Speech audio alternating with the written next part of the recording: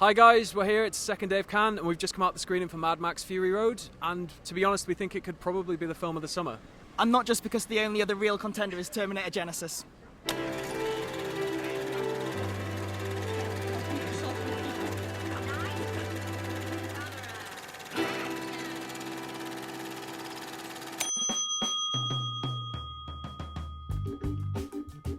Mad Max is an odd film to make in 2015. It's been 30 years since the last one and nobody of our generation has really seen it. Yeah, I mean, when you think about it, it's been a long time.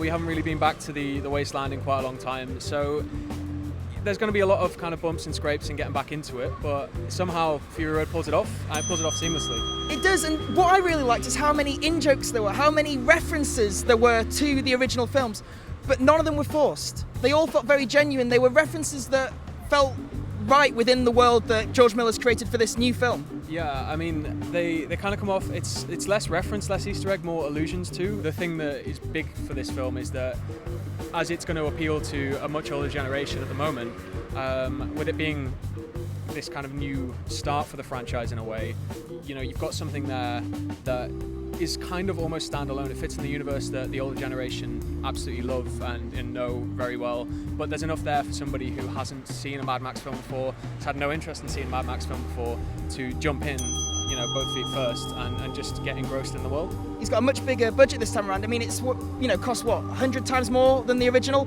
and that's all on screen. Like, the colours are vibrant, the action, the stunts are absolutely incredible, and it all feels very, very real. For quite a long time, we've had action that doesn't really drive story. You kind of have a bit of story, a bit of action, bit of story, bit of action. Whereas Mad Max almost relies on the action to push the story forward, and it's really fresh. Like, you never get kind of bored, and there is a lot of over-the-top action sequences, very, very elaborate, well-planned action sequences.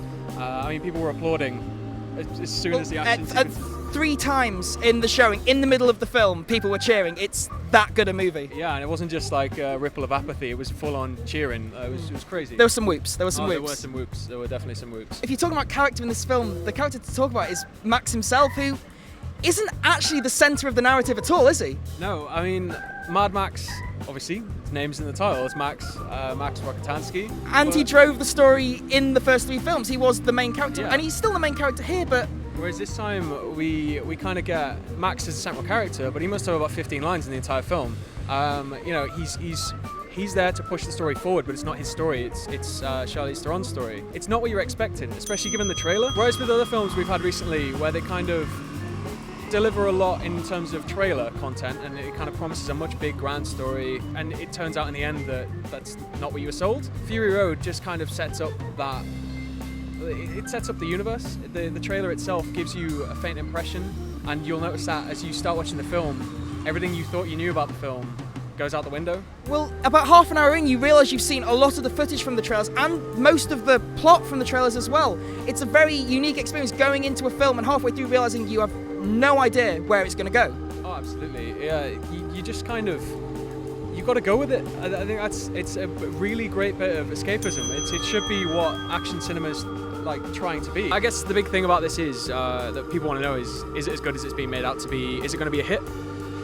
And I don't know, I mean, it really, really feels like this summer's going to have a lot of stiff competition in the form of Mad Max. Do you have anything to add? I mean, it's a great film. It's as good as the critics are saying. But whether it's actually going to be a hit, I don't know. Mad Max hasn't got that recognisability with most audiences, and Tom Hardy isn't a big name as much as we'd like him to be. And I think this will help Hardy's star rise, but as a film itself, it'll break even. It'll make its massive budget back, but I don't think it's going to be a hit like Avengers or Fast and Furious 7. Yeah. So yeah, we're here for the rest of the festival. To keep up with Whatculture's coverage, go to whatculture.com. Make sure to hit us up on Facebook and Twitter, and do subscribe to our YouTube channel. And make sure you go see Mad Max Fury Road.